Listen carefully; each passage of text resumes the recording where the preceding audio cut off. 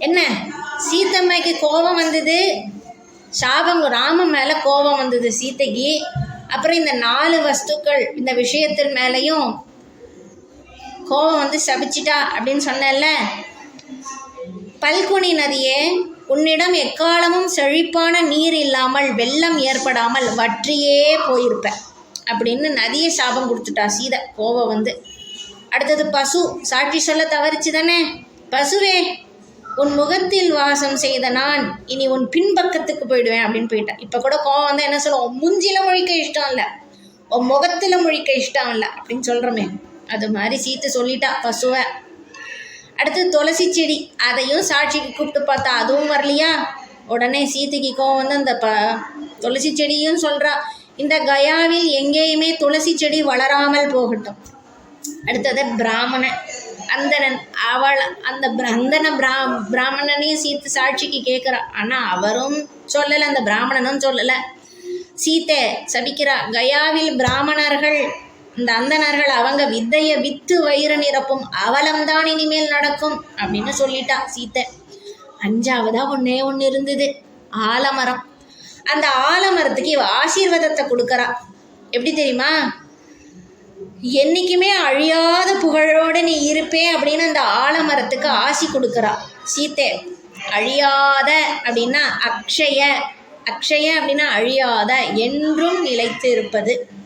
So தனக்கு சாட்சியாக இருந்த அக்ஷயோட இந்த ஆலமரம் இன்றைக்கும் இருக்குது. அக்ஷயன்னா அழிவில்லாத, யுகம் யுகம் யுகமாக நீடு ஒழி வாழணும்னு வாழ்த்தினாலாம் சீத்தை அந்த ஆலமரத்தை. ஆலமரம் மட்டும் சாட்சி சொல்லிச்சு, ஆனால் யாரும் அதை நம்பலை. மீனாட்சி, அதை எப்படி மரம் வந்து சாட்சி சொல்லுமா, நதியெல்லாம் சாட்சிக்கு துணை கூப்பிடலாமா அப்படின்னு எல்லாம் நீ கேட்காத.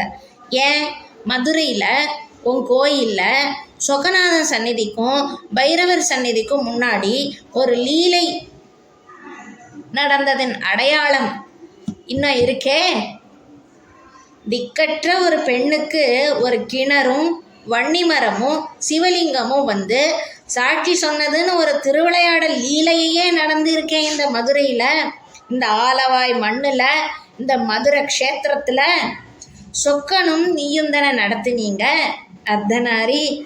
நீ நடத்தினது உண்மை அப்படின்னா சீத்தை இந்த 5 பேரை கூப்பிட்டதும் உண்மை தானே. நீயும் சீத்தையும் ஒன்று. மனுஷங்க வாக்கு மாறலாம், சாட்சியாக வராமல் போகலாம், ஆனால் இதெல்லாம் வருமே. சூரியனும் மண்ணும் சந்திரனும் மீதி இயற்கை வஸ்துக்களும் கூட சாட்சி உண்டு. இந்த காற்று கூட சாட்சிக்குண்டு.